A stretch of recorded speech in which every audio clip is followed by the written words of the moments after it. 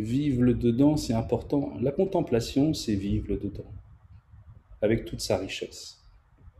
Et en même temps, c'est pas exclusif, c'est-à-dire que ça ne vous empêche pas d'être dans ce monde. Seulement, vous prenez soin de vous d'abord. Vous vous accompagnez comme si vous étiez votre propre parent. Vous vous tenez par la main.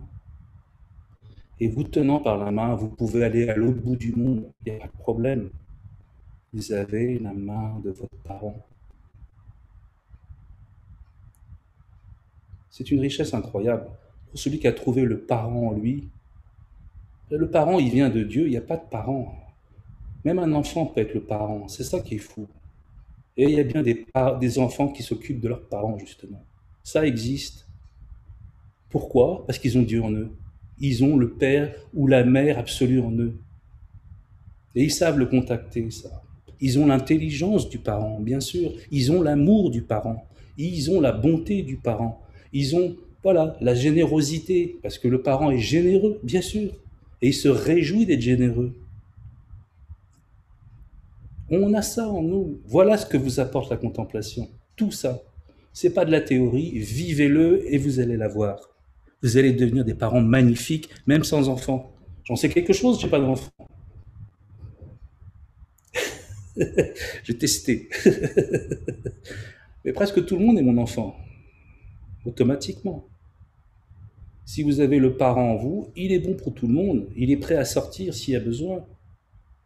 C'est pas un parent protecteur et qui garde pour lui. Non, non.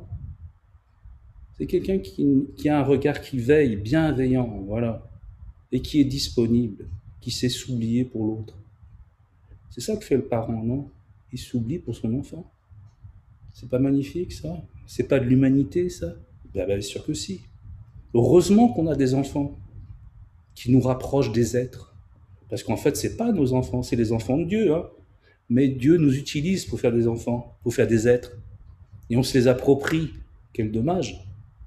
Nos enfants ne sont pas nos enfants. C'est les enfants que Dieu nous a confiés. Mais oui. Et nos parents, c'est pas nos parents, c'est les parents que Dieu nous a confiés aussi. C'est pour ça que quand les parents sont vieux, c'est les enfants qui s'en occupent. Logiquement. Et en même temps, tout ça est très juste. Et plein de richesses. Si on a en tout cas cette dimension de parents en nous, c'est pas un devoir, c'est naturel. Allez voir quelqu'un qui fait ça à longueur de journée, il va dire mais je le fais parce que je ne peux pas faire autre chose, c'est comme ça. Il se dit pas je dois le faire, non, il le fait tout simplement, ça paraît juste. Ça lui paraît évident de le faire.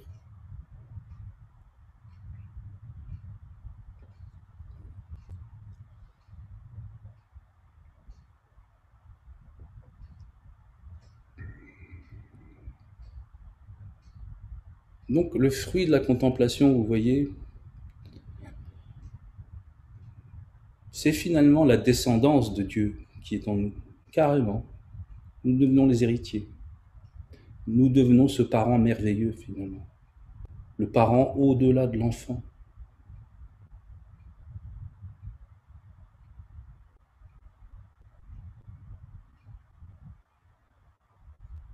Nous avons cette attention et cet amour des êtres.